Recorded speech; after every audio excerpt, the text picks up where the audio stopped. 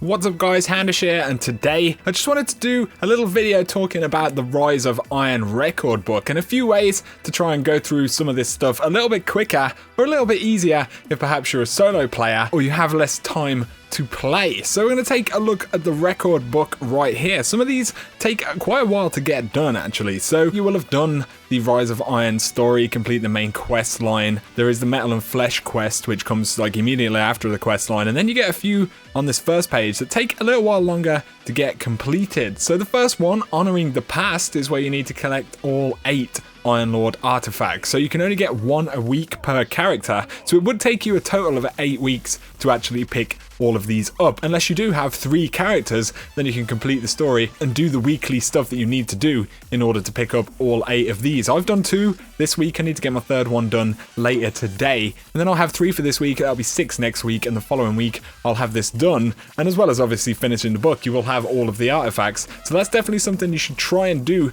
before reset. If not this week, next week, absolutely get all 3 done if you can. Some of these other things, like take a strike, complete 20 strikes, are going to take quite a while to get done. You've also got the 5 Nightfall strikes that you need to get done. You could farm through all of these if you really had the time and you wanted to get some more progress in the book. But moving on to Hard as Iron, this is where you need to complete 10 story missions on hard difficulty in Rise of Iron. So what me and my friends have been doing is running the Walls Come Down mission, which is the first mission that you do in the Plaguelands, and you put this on hard and you can basically run through the entirety of the mission and then just use rockets and stuff in the final room to kill the ads quickly. This is the fastest mission that we know of to run on hard difficulty if you want to get them done. It'll only take you around 40 minutes or so probably to run through all of those and have those 10 completed. If we jump to the next page, we do have the Dormant Sivir clusters. You only need 15 of those. They're fairly easy to get. There are guides on YouTube, but if we go down to Archon's Forge right here, this is definitely one that is worthwhile doing. So you need to survive the Devil Splicer's onslaught in the Archon's Forge. A lot of people probably have been doing this, but the really good thing about running this one is that you'll be working on your kills in the Plaguelands. You need 2,000 enemy kills in the Plaguelands, and at the same time the What's the Use section of the book,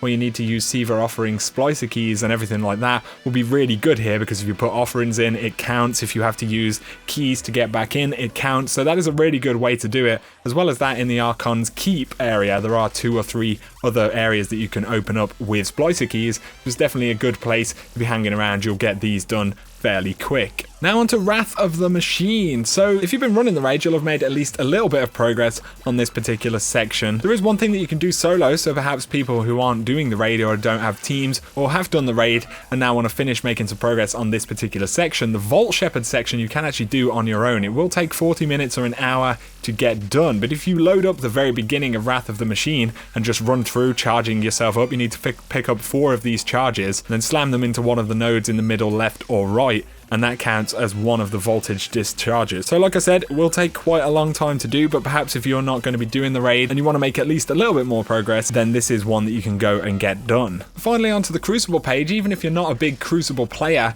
there's a hell of a lot of points that you can get from jumping in and doing these. So there is the Complete the Rise of Iron Crucible quest, Glory and the Taking of It, which you can pick up, which will give you access to weekly bounties that will give you better loot as well. But if you actually pick that up and jump in, do that quest, you're going to obviously complete the Glory and Taking of It section, but you're also going to pick up pretty much all of the crests that you're going to need. You're likely to get all of the takebacks and everything like that that you need as well. So if you are stuck and you haven't done any of the Crucible stuff, it does go by relatively quickly, even if you're not a big Crucible fan. So there you go guys, I just wanted to break down a few little bits and bobs that you can get done in the Rise of Iron record book. They won't be super obvious to everybody, but for some players these things could be pretty useful. I've definitely done a couple of them exactly as I've shown you in this video. So there you go guys. Anyway, let me know down below if any of this stuff helps and if you've got any awesome loot from the record book just yet. I've managed to just pick up the shotgun a rank 14 I think it is, so that's really awesome. I'll be doing a review of that pretty soon, but for now